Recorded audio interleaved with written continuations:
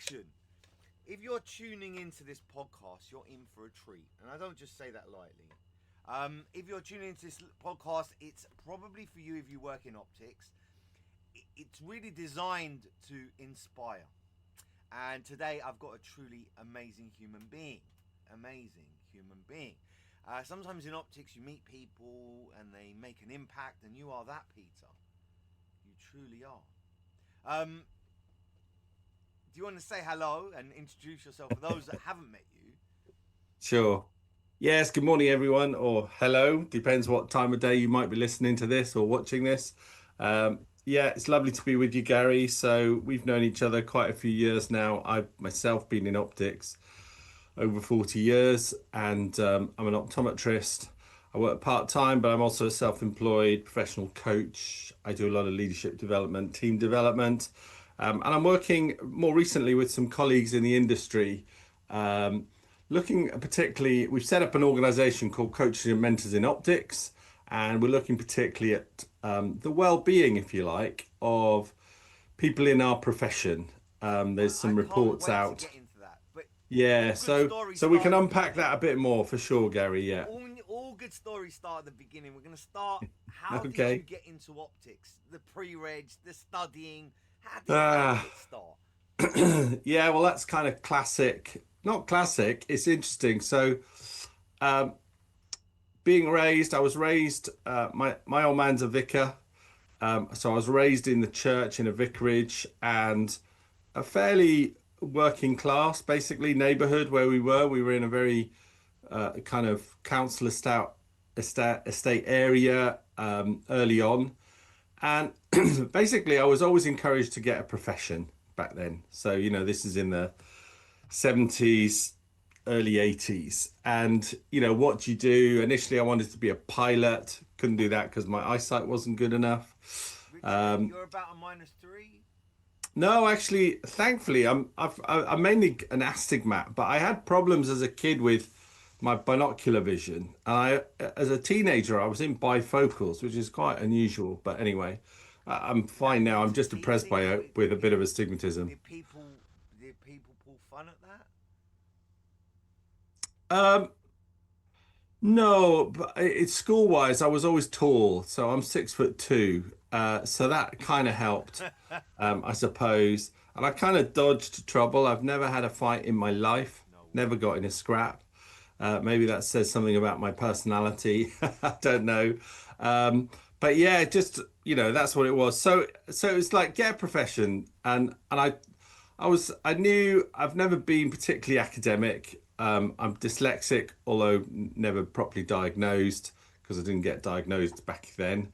Um, my reading speed is really, really slow. So in terms of studies, I always kind of struggled a bit with reading. So just reading questions and stuff like that and understanding them took me forever.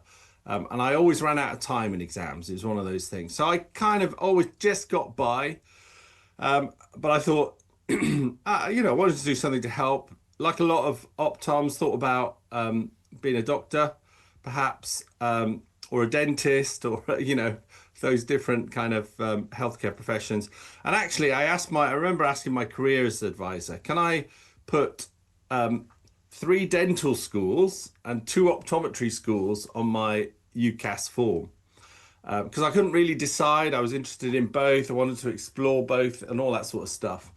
And in fact, in the end, they said, no, no, no, don't do that because whoever looks at it, dental schools will say, oh, he hasn't decided whether he really wants to be a dentist, optometry schools, etc. So almost on the toss of a coin, I actually went for dentistry. So I got into Guy's Dental School. I was really lucky. I got the lowest grade offer on my course. Not sure why. They obviously felt there was something about me they wanted. I mean, whilst I wasn't academic, I was a real all-rounder. I was kind of the Ian Botham of the school year. So I was head boy. I was on the basketball team. I did a lot of sport. I was musical, so I took the lead role in the King and I musical at the end of the year, even though my teacher said, don't do that when you're doing your A levels and all this sort of stuff. So I was a real kind of all-rounder. And My offer was a It's B and more two and more C's. coming across of what an overachiever you are. Yeah, I'm And not you know sure I'm what? an One of the overachiever. happiest days of my life. This might sound ridiculous. I Yeah, did extra an extra A level in psychology with right. my then girlfriend, who's now my wife. We thought we'd do evening studies, and they Yeah, said that there was no definition to intelligence because I'm dyslexic too, and okay. undiagnosed, and Yeah, I never thought I was that bright. I just didn't think right. it just wasn't me. And when I discovered that there's no such thing as well, the intelligence can't really be defined, that was a happy moment for me. Did you? So you thought that you were intelligent academically enough to go for a doctor, a dentist, or even optometry? That's really says something about you. That's amazing. Yeah, I had the way I was raised. My dad, I said he was a vicar, but he trained as an engineer, and back then, we don't talk about it so much these days, but I literally had what I call a lot of common sense, right? Just it makes sense. That a bit of logical brain, and the one subject I was really good at, and the only subject I ever got A's at was maths. I could do maths. It was logical, and that was fine. And so I did that. But anyway, so I got into Guy's Hospital, dental school. Yeah, and then got chucked out basically for good reason. And it's part of well, not for good reason, but for a reason that's a really important part of my story. So um, we can dig into it a bit more. But the kind of the like the news headline was literally the first week I went to London to go to university. Hmm. I was recruited. Part of that I had no idea I was in a cult at the time, but it's now what I realize it was. It was a good. I was in it 15 years, left, and about 10 years after I left it, so like 25 years later after joining it, oh crap, I was in a cult. And that's a whole part of my story. And one of the things that happened there was I was good at on the dental school, and I was in halls of residence, and loads of people would come to me and say, "Pete, I don't get this. Can you explain this?" Blah blah blah. Wow. And yet again, because I think partly because of my dyslexia and partly because of other pressures and stuff, I took my exams. You had to do 4 exams at the end of the first year, and I failed every one. I failed them all. I had a chance to do resits in the September. I passed 3 out of the 4, but you had to pass all 4. Could not pass biochemistry to save my life. It's Hated tough. it. I Biochemistry is not hated it. easy. Long chain carbon molecules, Yeah, not that's my not thing. fun stuff. No logic in it. It's just you've got to remember them. But anyway, there you go. Yeah, so I got chucked out, and literally because of that bit of history, oh, do I do eyes or teeth sort of thing? I contacted City University because I was in London. I was in this cult. I'd got my accommodation sorted for the next year. I had a grant back then. This is pre-student loans and all that stuff. And I got through to Jack Davey, who was head of admissions at City University back then. He said, "Oh, yeah, actually, no worries. We'd love to have you. Take a year off and, come back next year." And then literally, Gary, 3 days before term was due to start, I got a phone call from Jack Davey saying, "Oh, hi, Peter. We've had someone drop off. We had 23 people on the waiting list, but we feel it's right to offer it to you." And I was 23rd, right? He said, "Would you like to come? Can you start on Monday?" And this is like on the Friday. I was like, "Well, actually, as it happens, I'm still in London. I've got my accommodation sorted. Yes, please." And that was it. So I started So if you're in the watching this, October of '84. if you're watching this or listening to this, like there is a special magic about charisma, about human connection, and they Uh, don't really teach that. And I find that not unremarkable that they chose you. You're a special human being. oh, you're very kind. You really are, and I get that. And it would have been a sad loss to optometry and optics if you had gone to dentistry. And look, remember, there is a link: diabetes. You've got bleeding gums, bleeding, Yeah, and podiatry. There's 3 links there on yeah. diabetes. That's amazing. So We're so lucky to have you. So you do your optometry. Where did you do your pre-reg? So I did it with a small chain of independent. They had four practices called Norman Prince and Partners in Surrey, basically. Yeah. So Ashford. A lot of people think of Ashford, Kent, but there's an Ashford, Middlesex, um, just sort of a couple of miles west of Feltham, sort of West London-ish, just getting outside to the M20, very close to the M25 in that area. So I did it with those guys. Lovely lady called Pauline Storer. Shout out to her. I think she's retired now. But yeah, I was with those for a few years. Remember That's where I started. your first day in optics proper? Do you know, I absolutely, my What were memory your is earliest just memories of optics? dreadful. Your earliest memories, at least. Yeah, so I certainly remember, how basic the kit was compared to now, right? The thought of a camera, let alone an OCT, was miles away. So yeah, it was very, very basic. You relied on your handheld instruments. I've always been a trial frame guy, never really liked phoropter heads. Didn't have one. You just relied on your ophthalmoscope and a slit lamp, basically. That was it.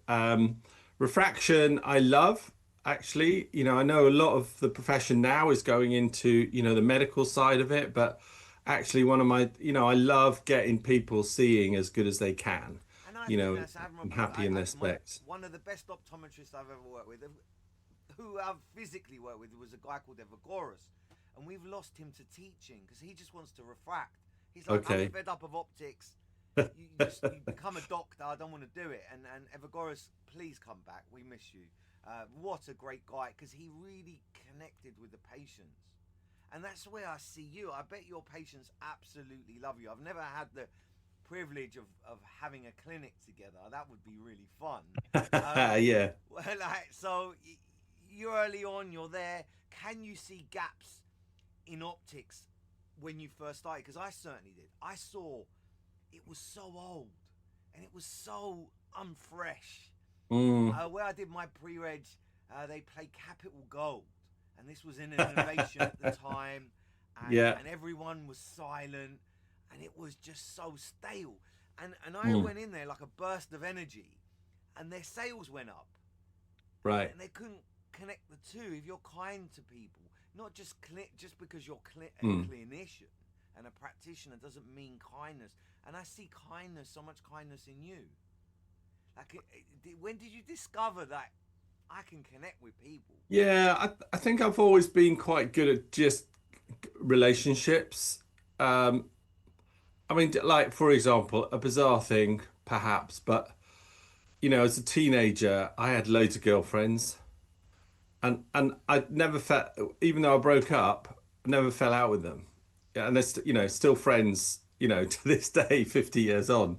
So I've kind of been good at connecting and maintaining relationships, and certainly a pattern of my career has been, I've had patients who've been really, really loyal and followed me all over the place as my career kind of developed, and would travel, 100 miles to come to me for an eye exam because it was just like, no, no, no, I need to see you, Pete, and that was fine, and that's very flattering, and I love that, and I suppose at that age I wasn't quite savvy enough or emotionally intelligent enough to kind of figure out the more of the science behind that. And it's partly why I study what I study now and do the coaching, because that gives me some sort of theory, and research behind it all. But back then, I suppose I wasn't like you in that I saw the gaps, Gary. I was quite ambitious career-wise. I was a very so we've really got to know each other in the last few years, even though we've been aware of each other and each other's circles, for a long while. But we've only really kind of connected properly in the last few years. I'll be honest, Gary, I was a very different person when I was, in my late 20s and early 30s, because I was involved in this religious organization. I was ambitious for my career. And actually, I moved out of optics, and I went and worked for Bausch and Lomb actually for I wanted to be in management. Actually, that's really what I wanted. I wanted The to be a instrument CEO. I side? wanted Did to you be go into that the sort of instrument stuff. side, the contact lens side? Yeah, so I went after I did my pre-reg. I worked for the Ronnie Brown Group. You probably know Ronald Brown and Jeremy Brown and Doreen. Lovely, lovely family. You know, Ronnie started his practice on the Lee Bridge Road. I was with them for 5 years, and I ended up back in West London in Feltham. I was running their branch there, F Hamlin's as it was called now. They got bought out by Scrivens some time ago. And I was the contact lens manager, right? So I was invited. I was a key opinion leader on a couple of, oh, I remember Pilkington Barnes Hind back in the day were doing contact lenses. You That know, all these doesn't happen companies by have luck. merged and, You don't get asked to be an opinion leader by luck. ah, well, there you go. Yeah. So eventually I thought, how do I get out of this? And because of the situation, Jeremy was going to take over as the managing director of Ronald Brown when Roddy retired. I knew that wasn't an option for me, even though they were really good to me, very good to me, lovely people. So I ended up going into professional services. And I started just on a kind of contract basis with Bausch& Lomb. After 6 months, I became UK Professional Services Manager back then in '96. And then I kind of did two significant job transitions within Bausch& Lomb. So I did professional services for a while. I was part of Bausch& Lomb when we did the launch of Pure Vision contact lenses, the very first silicon hydrogel contact lenses. I was at the BCLA for the launch. That was great fun. Um, but then I got seconded actually into the Bausch& Lomb surgical division. So you remember the Ray-Ban was created by Bausch& Lomb. They sold Ray-Ban to Luxottica back in the 90s. And what they did was the Bausch& Lomb then diversified within optics, and they bought some surgical companies and they bought some pharmacy companies. So they expanded their portfolio of products within eyes. Um, and I got seconded into the surgical division to be the European training manager and director. And I loved that. And I did that for a few years. I learned a ton about, because I was, training people about, actually, I got sent to America to be trained in people skills by a Wow. psychologist. Wow. And we developed this sales training program. I'd never been a salesman in my life, and I'm teaching salespeople how to communicate, questioning listening skills. Loved it. So you can see that's again part of my introduction to this communication, to the coaching, all this sort of stuff, and I loved it. Um, and then I did a few years in that, and then my last 6 years at Bausch& Lomb, bizarrely, I got seconded into the IT department. So I was European IT director for customer relationship management systems. I must say, And Bolsha, a lovely company to work with and for. yeah, They're yeah, very I mean, they've reputable. evolved massively over the years, and still, there's a ton of people in the industry I know, who are still, ex Bausch& Lomb people, really good connections. And now they're scattered all within the optical industry. Great bunch of people. So lovely. Yeah. And I even let my GOC registration lapse. So I wasn't practicing at all. Um, but I was also a misfit in that place. I wasn't an IT person. I didn't fit. It was a bit the IT senior management was a bit cliquey. Really struggled to fit in. I think I am someone who will, if I see something not quite right, I will speak up, which clearly got me into the odd bit of hot water. And eventually, after 6 years, I just realized, well, that's not quite me. And I kind of And it's a negotiated long a time. voluntary There's a lot of redundancy. loyalty there. I always think of myself as very positive, so I'll try and make the Yeah. best of it. I'm very loyal as well, but Mm, I think as we get older, our instinct becomes finely tuned. And younger people, I don't think you're giving it enough time. I think the big difference between the true. generations is that you probably there's a period of time that you have to give it before you really make up your mind. And I Sure. think that I worry about it. I work a lot with young people. I know you do too. And that is a worry for me. But so you took it that far, and then what? So when I left Bausch and Lomb, see, I'm this. My brain goes all over the place. So I'd invented this shoelace mechanism, right? And I got a patent on it. So, and it's still going. It's never been brilliantly successful, although it's been a part of my life for now 20 years. So if you look up the website greeper.com, greeper.com, you'll find this kind of unique set of shoelace things, all right, which is my invention. And so my thought was, I'll take my redundancy money and I'll create this company, and that'll be my journey, sort of thing. What I didn't realize, and again, this is where self-awareness comes in, I suppose, is actually the reality is I'm not a good salesperson and I'm not good at marketing. I can chat about, if you give me someone to talk to, I can chat enthusiastically and sincerely about stuff, but professional sales is a real discipline and a profession, and it's just not my cup of tea. And I have the utmost respect for salespeople. If you were to analyze your character and you say your key skills are, what would you say are your key skills on the 30th of December 2025? what are your key skills? Because you're legendary. Like, there's a few people in optics that are a little bit legendary. Like, you read about them, you know them, you hear them speak, and they're like, "Well, that person's quite inspiring." And you're in there.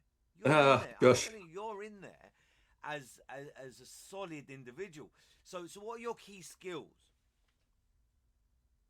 So my key skills, I would say these days, are actually learned, and I think that's an important thing. And it's because what my key skills are is related to my core values. So I've tapped into things that I'm good at and that I'm passionate about. And I think that's perhaps a lesson to, to younger colleagues. It's, a lot of people go into, I'm going to diverge just briefly. A lot of people will go into optics.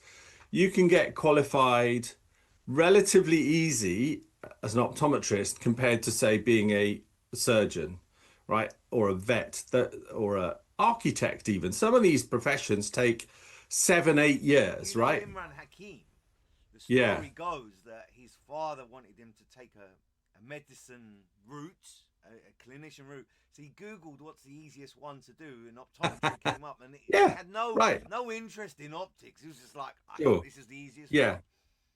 And I think some people do see that and think, oh, and you know what? You can earn a lot of money as a newly qualified optometrist doing tons and tons of locum work. But I'm concerned about that, right? Because they're not focused on patient care. They're focused on earning a shitload of money, right? And that gives that gives a certain, it's not great, right, for the profession, I think. It's a wonderful profession because it's so flexible. You connect with people all the time. The people within the industry are really friendly. Everyone knows each other. Everyone helps each other out.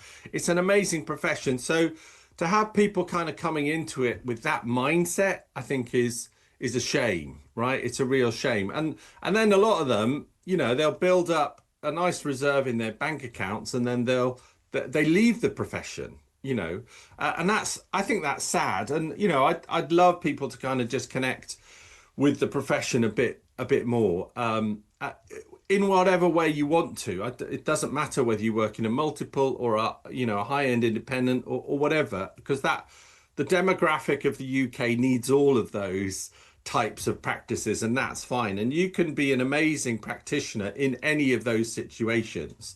And I've seen some really bad practitioners in all of those situations too. Doesn't matter. It's not unique to the type of practice that you have. It's actually all about mindset, I think. And so what I've done as I've got older, I'm 61 now, and I'm in the I'm not in the twilight. I'm still enthusiastic to do another decade of work. I get the feeling the world hasn't seen the best of you yet.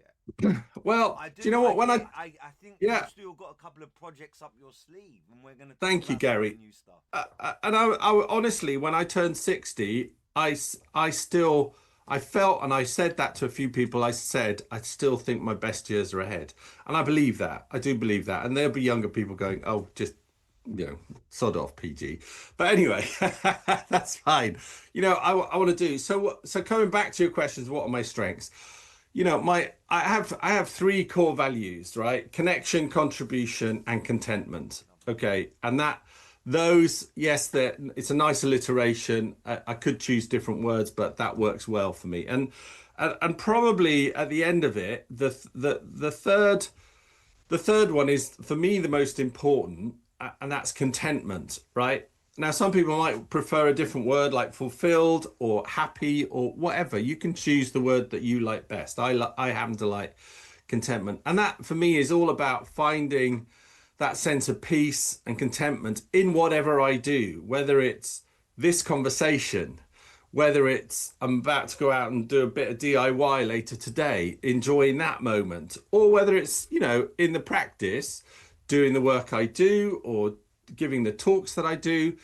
And, I love connecting. That's, connection and contribution. And I love the contribution aspect. And I have found as I have got more in touch with me, ironically, my work has been more appreciated. So, it starts by working on me, and who I am and becoming the best version of me. And what is, it's not bizarre and it's not a consequence. Well, it is a consequence, but it's not just a fluke. As I've worked on myself to be a better person, right, that has yielded fruit in my life and within the profession. And yeah, bizarrely, I've been in the profession 40 years, but my profile within the profession has only really ex, not exploded, but become a lot more prominent in the last 5 years. Now, why did it take 35 years for that to happen?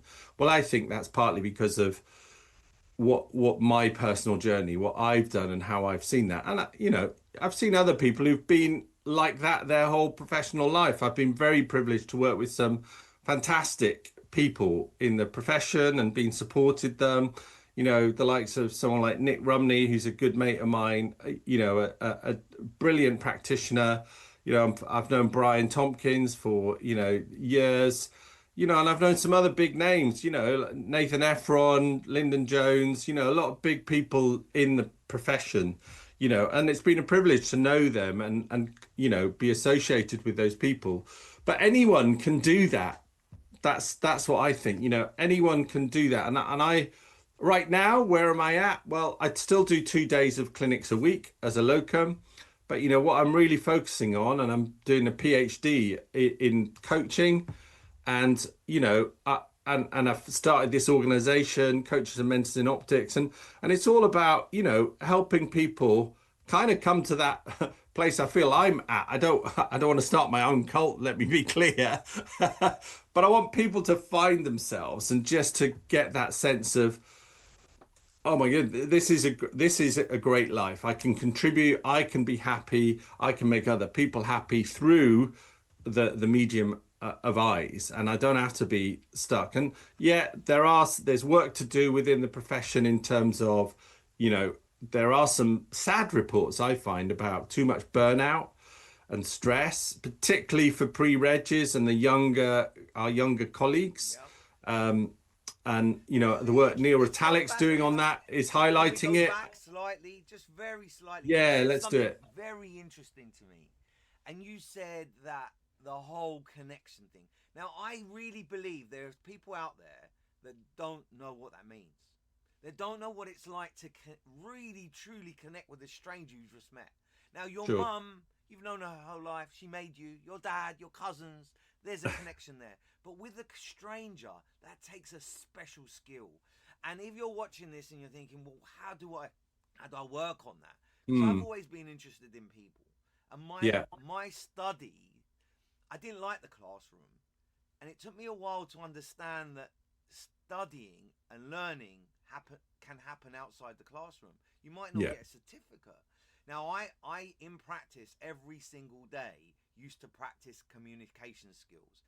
I don't know if you've read it, the book Chicken Soup for the Soul. I haven't, no. Great stories of kindness.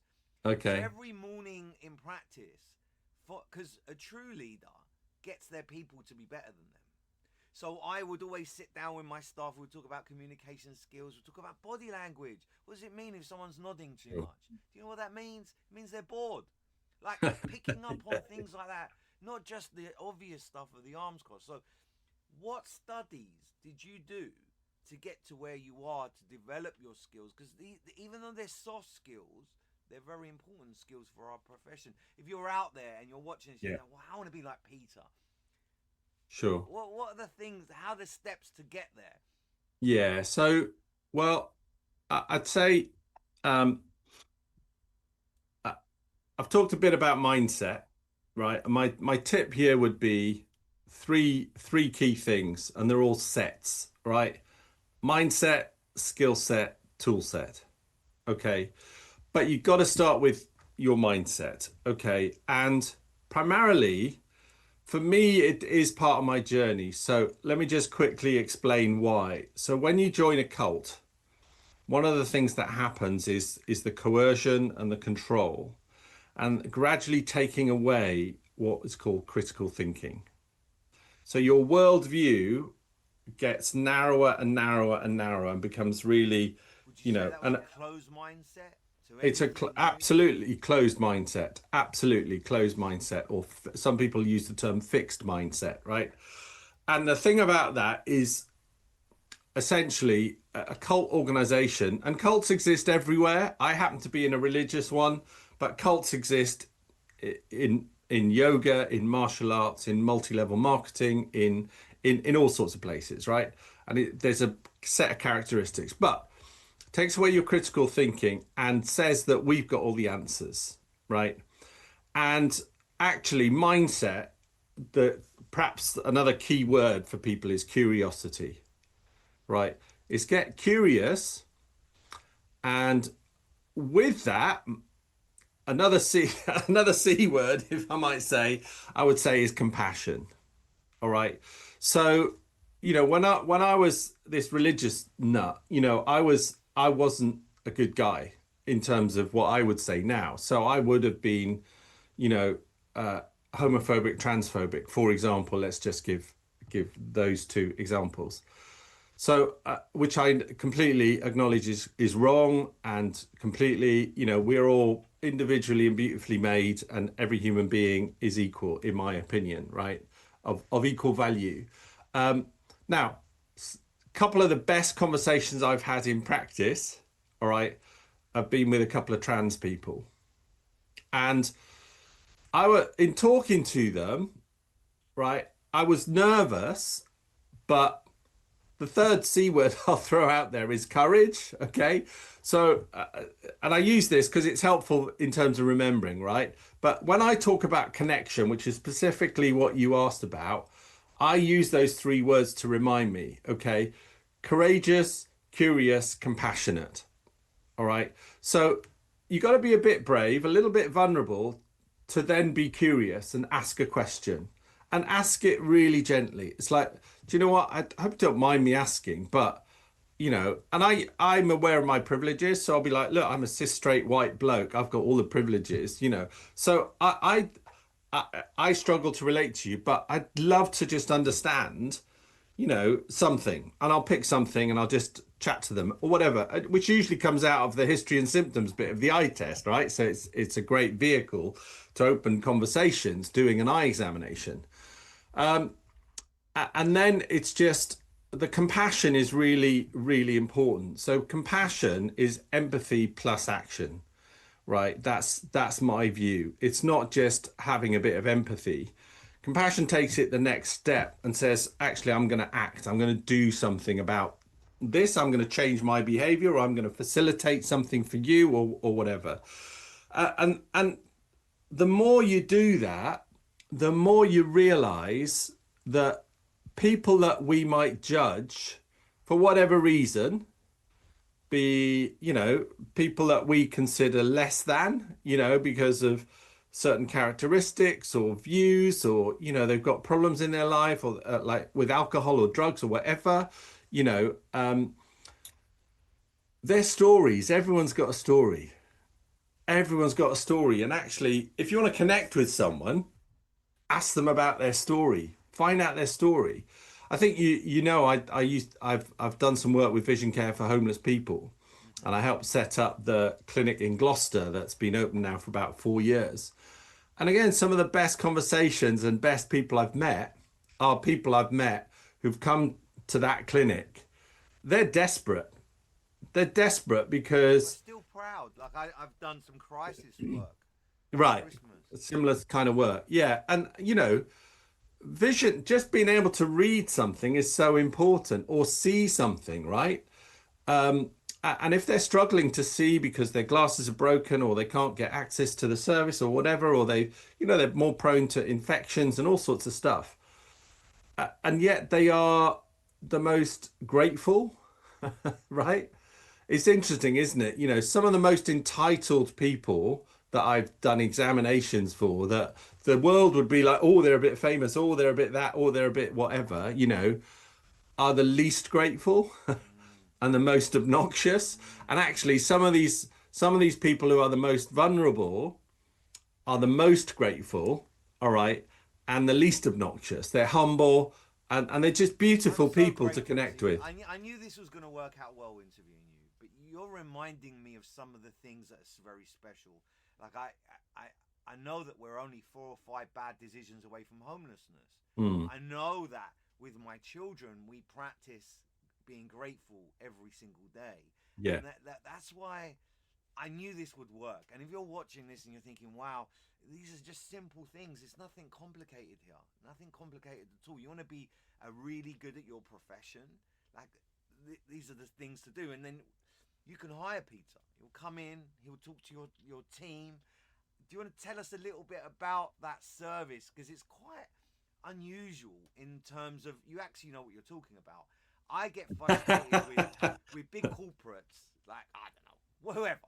And you're going to teach someone, you're going to teach a team of people something, and all you've got is the theory. And that really drives me mad, because I can tell straight away, this is just theory. You've never actually done it for yourself. So I know for sure I can endorse you. If you went into a practice, you would make a difference. So what are your strategies when you go into practice? Tell us a little bit about how we hire you. If you're out there and you own a practice, you're thinking, right, I want to get Peter in. Well, how does that work? Because I bet it's not cookie cutting.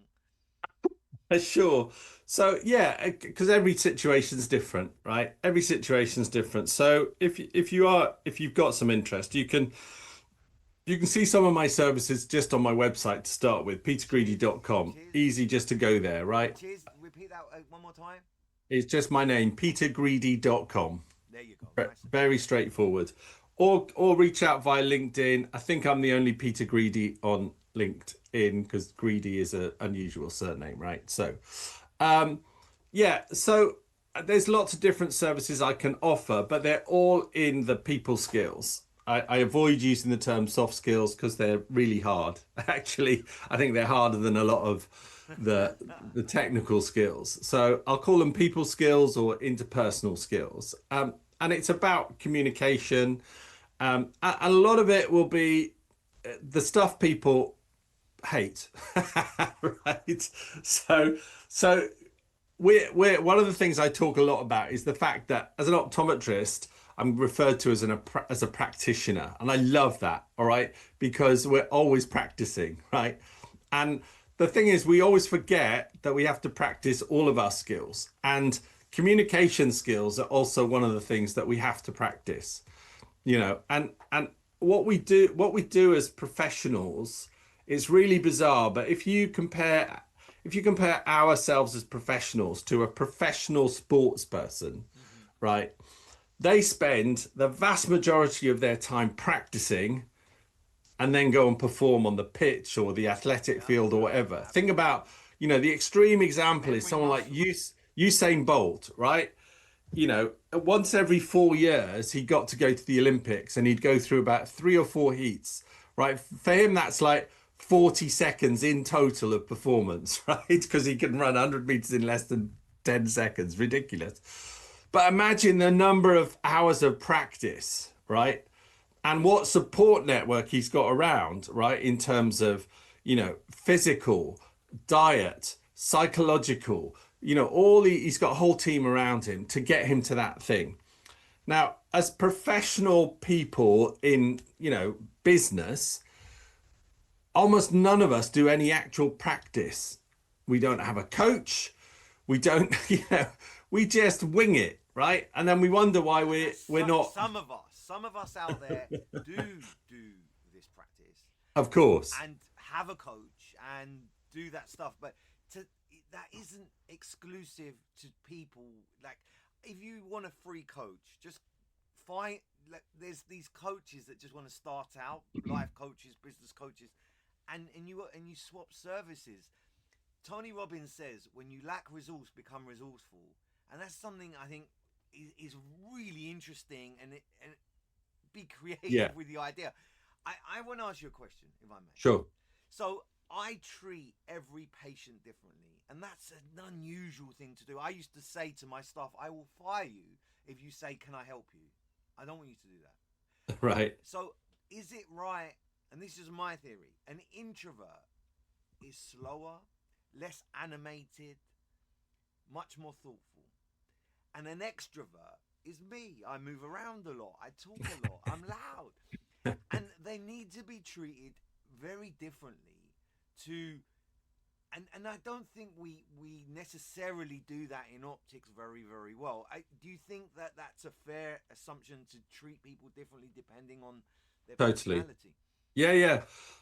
So there's different things you can do, but just matching someone's energy, right, is really important. NLP, Okay. Are you familiar with it?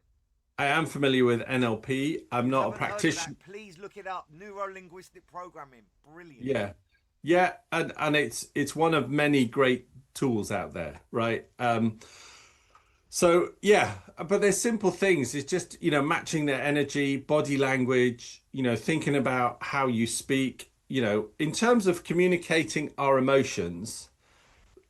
The research is clear. There's this thing called the Morabian concept, which basically says the actual words that we use account for just 7% of how somebody understands what we're doing. 35% is how you say it, right? And over 50% is just body language, right? It's called the Morabian rule. You can look it up. And that's what, in terms of communicating emotions. And so tapping into and becoming more emotionally aware, all right, emotionally intelligent, is so important in our profession, because I often talk about what's the story behind the story. Okay, because we're always, the Britishness of us, how are you doing today? Oh, I'm fine. One word, fine, tells you nothing. But actually, even how they say it and their body language, if you're tuned into that, can tell you so much more, that well, actually they're not fine. They're covering what, all right. So then you can say, okay, well, you can then have a question that follows up that might actually open a little door. And so many times I've just asked a question in a consulting room with a patient that's just like, oh, I've then got their whole life story almost in 10 minutes, Sigmund Freud, like him or not, he would just get people talking. And the Right. more you talk, the more your patient will tell you. There's things, as a dispensing optician, that the patient won't tell the optometrist, but will tell the DO, and vice versa. Yeah. The receptionist picks up things Yes. that you wouldn't even imagine. Yeah. So it's just patients letting their guard down, trusting you, getting that connection. You really made it. They're your patients for life. And you say you're not good at marketing, but I totally disagree with that. It's not often I will disagree so openly. You're brilliant at marketing. You don't realize it. Like the pictures behind you, how you understand how LinkedIn works and the algorithm. Like I recognize that in you. You are really, really good at marketing. And it just would take, I can recommend a few books. Read a few books and you're there. Like there's a great book. I don't know if you know this about me. I'm the judge in the Business Book Awards for the Mm, UK. okay. And a few years ago, and you're gonna love it. I'm gonna send it to you as a Christmas present. It's how to join a cult, but for marketing. It's about Right. cyclists. It's Yeah, brilliant. I'll yeah. send it to you. Okay. Yeah. Yeah, it that so yeah, I mean just coming back, Gary, I think these are people will say, "Oh, I'm this, I'm that, or whatever, and therefore I can't." Right? And when it comes to all of these communication skills, there is no such word as can't. Now, it doesn't mean usually it's I won't. That's what they really mean. Mm. And however, all of these skills are learnable. A lot of people think, oh, you've got to be an extrovert. Like, I got to be like Gary, right? And people will be like, I got to be like Gary because he's just, out there, chats to people. Actually, it's not the case. Okay, I am actually naturally introverted. And I'm probably, I think, an ambivert, which is like halfway between stuck in the middle. But, it's these skills can be learned, but it's all about your mindset. Are you willing to learn? Are you ready to learn? Are you willing to let someone else give you a bit of input? All right. So when I work with people, yeah, I'm going to do everything, everyone's least favorite thing and get you to do role plays. Right. But what I emphasize is it's play, right? It is play. And actually, play is a really important part of our Which well brings me being. on to, can work be fun? I Absolutely. believe it can. Of Optics can be course. so fun because the people, if you put the patients in the center of the fun, you'll be amazed. And it's full of, like every profession, I'm going to say arseholes. Managers that were promoted before they were ready. Yeah. Bosses that are grumpy. Optometrists that think they're God. Dispensing opticians that are lazy. Like there's 1,000 things out there that Yeah. are a problem. But Yeah. you know what? When you make the shop floor a wonderful environment, it Yeah. really work becomes such a pleasure. I used to look at lunchtime, but oh no, it's lunchtime. And people say, "What's wrong with you?" Like I was sad that it was the end of the day. I couldn't wait to get to work. I just Sure. fell into I fell into a profession that is so wonderful. We're both Kirk and Kirk bros. I only wore these Yes. today because of you. Like fashion, health, but that communication bit, the bit that you do, the bit that you teach, is so important. Yeah, it really is. And I think understanding, I did a post on LinkedIn just yesterday about the happy drugs, dopamine, oxytocin, serotonin, and endorphins, and these are the things chemically, right, that actually can make us feel better in life. Now, if you're clinically depressed, you will be on a medication that's in a group of drugs called SSRIs, this, which is selective serotonin reuptake inhibitors. Don't ask me what that is, because right at the start, we just established I don't do biochemistry, right? But serotonin, right, is one of those chemicals. Oxytocin, I call it the hug drug, right? If you just give someone a hug for more than 10 seconds, right, a proper hug, actually their body reacts chemically.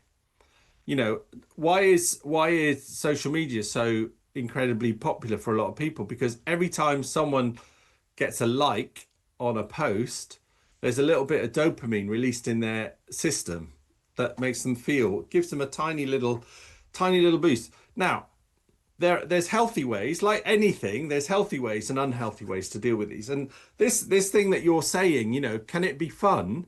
Yes, it can, right? And there's things you can do that will actually literally change how your body is behaving and reacting chemically, physiologically, neurologically. You and I, our neurology will have changed because of this A conversation. Every hundred. time you I'm in a interact better with someone, place. we're changed. I'm in a better place because of you.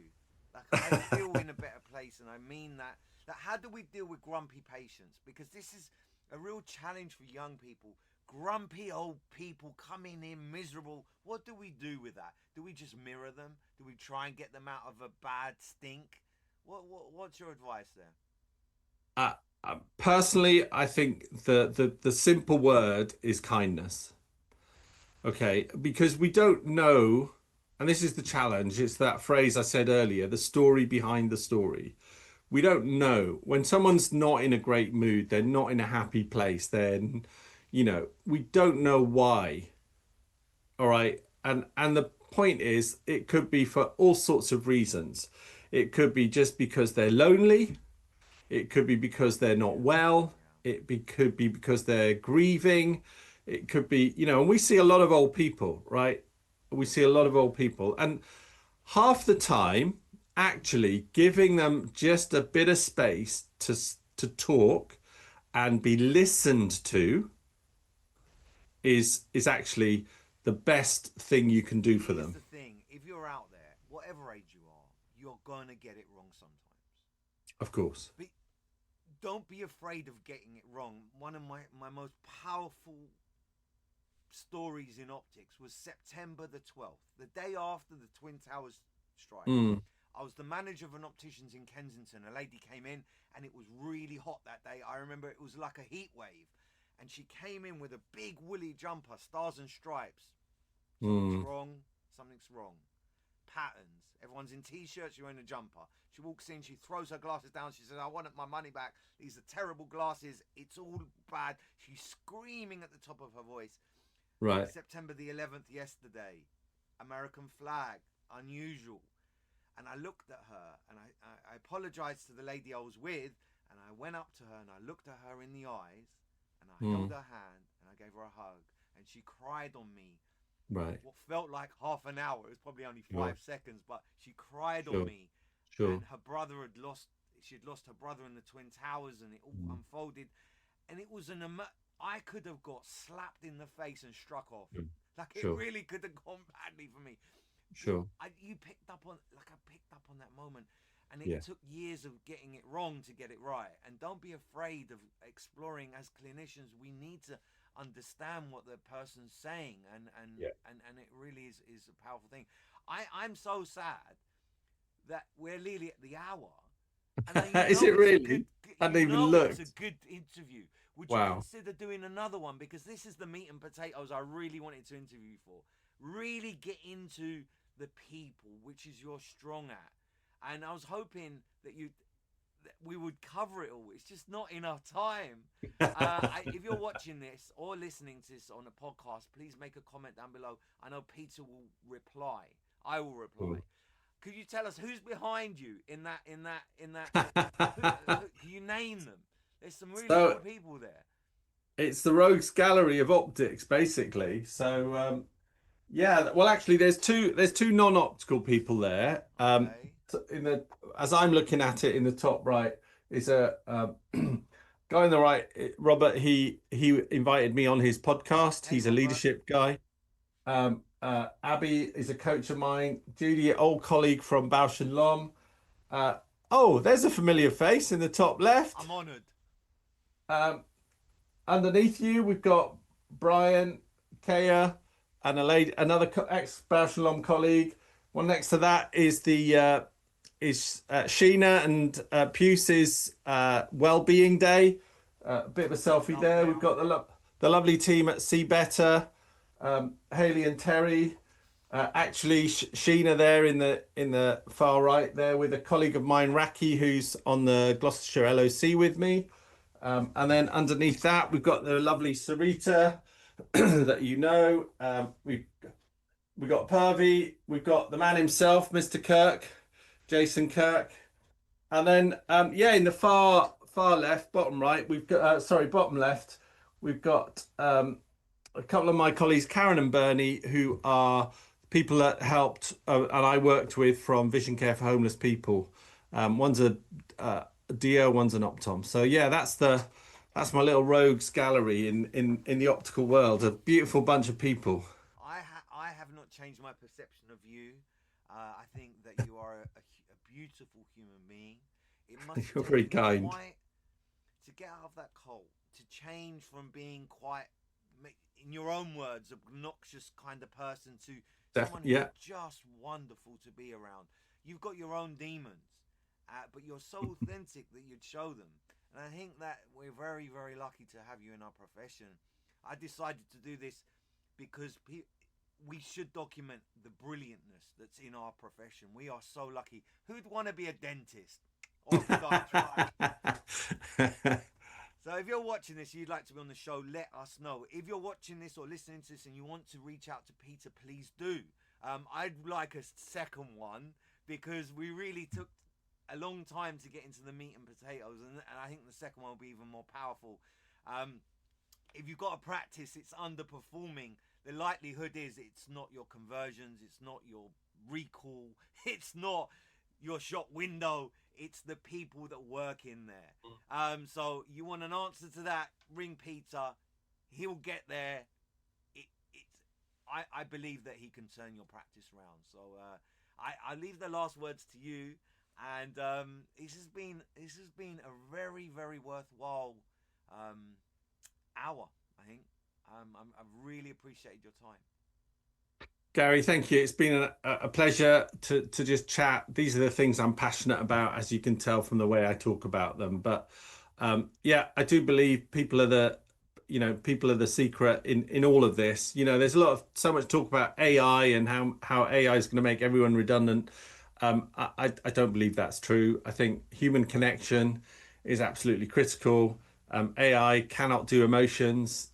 It can't do intuition. There's a whole bunch of stuff it can do. Amazing. Use it for what it can do, but actually dig deep into what it can't do, which is the real human guts of what we are and who we are, and that's what will help you grow. And I would encourage you to look at yourself first.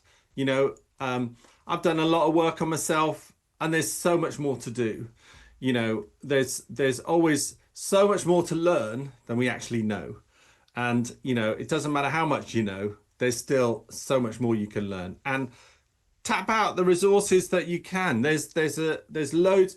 If you want to reach out to me separately, I can give you loads of free resources that I've used, podcasts, books, all available. All right. And so much more. And keep listening to Gary's show as well, because obviously he's at the center of a lot of this. But yeah, Gary, thank you so much for inviting me on your podcast. It's been an absolute pleasure. With only a couple of days to go until the new year, have you got New Year's resolutions? Are you that guy that does the New Year's stuff? I do not do New Year's resolutions. I come back always to my core values, dig into those. I will set some goals perhaps, but I don't set them on a year by year basis or use the turning of the year to do that. I'm always just thinking what's next, as and when, if it feels right, okay, that's what I need to do. And yeah, so I'm just going to carry on doing what I'm doing, mate. I love that. Last question, what does it take to be a legend in optics, in your opinion? Well, you're very kind to put me in that kind of category. I'm not sure I agree, but I would say, again, tap into who you are. Find the authentic you that's there. All right. Find out what makes you tick, what gets you excited. There's so much in optics, all right, to get excited about. There's so many different areas, whether it's clinically, in management, in all sorts of areas, whether it's, running your own podcast or writing articles or doing a bit of research. The list is endless within optics. There's so much you can do. So I am sure there's something that will tick your excitement box within this industry. Find it, dig into yourself, and that's where you're going to find that kind of sense of satisfaction, and your career will fly. I think that's a pod. That's a wrap. And Peter Greedy, you are a legend, sir. Have a great day, everyone. We hope we've elevated your mood, and you can take some of the things that we've talked about today and put it into practice in your own little way. Have a great day, everyone.